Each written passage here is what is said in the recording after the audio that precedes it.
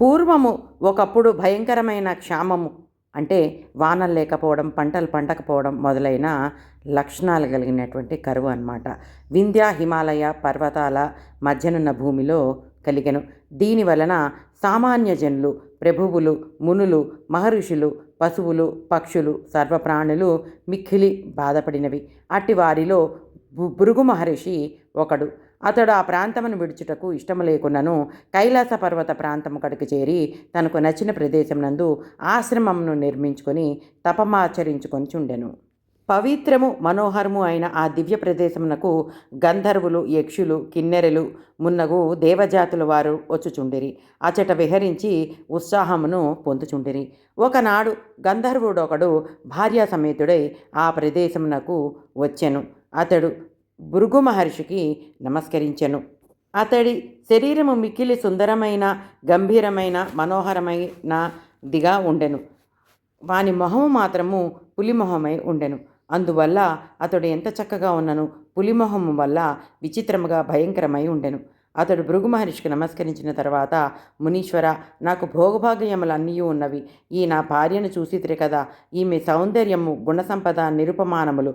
నేను గంధర్వుడను. మానవుల కంటే దివ్యశక్తులు కొన్ని ఉన్నవి. కానీ భయంకరమైన వికారమైన ఈ పులిమొహము నాకు బాధాకరముగానున్నది. దీనిని పోగొట్టుకునుట ఎట్లో తెలియరాకున్నది. ఈ వికారము వలన నాకు గల సుఖములు, భోగములు నన్ను సంతోషపరచుటలేదు. దయవుంచి నాకు వికార రూపము పోవు ఉన్నట్లు సహాయము చేయమని ప్రార్థించెను.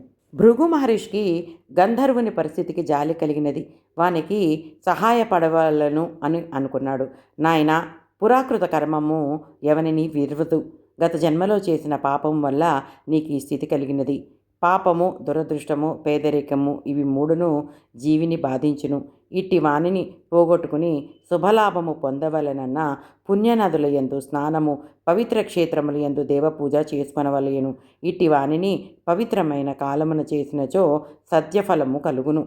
కాలమంతయు మంచిదే అయినను మాఘమాసము విశిష్టమైనది. ఈ నెలలో చేసిన స్నానము, పూజ, జపము, తపము జీవికి గల పాపమును పోగొట్టి శుభమును వెంటనే కలిగించును.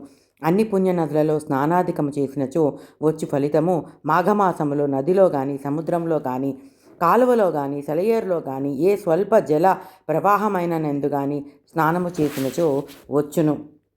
అనగా మాఘస్నానము ఏ ప్రవాహమున చేసినను సర్వతీర్థముల యందు చేసిన పుణ్యము ఇచ్చునంత గొప్పది. ఏ జాతి వారికైనను అనంత పుణ్యమునిచ్చును.